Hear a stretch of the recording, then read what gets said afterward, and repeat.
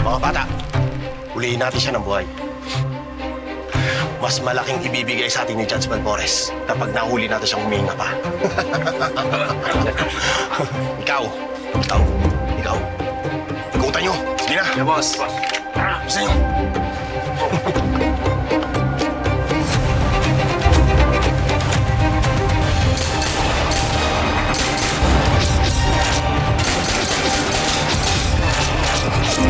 Anak ng kaliwete. Ang inuubos si Norman ng mga bata natin, ha? Ito kayo. Iikot ako dun.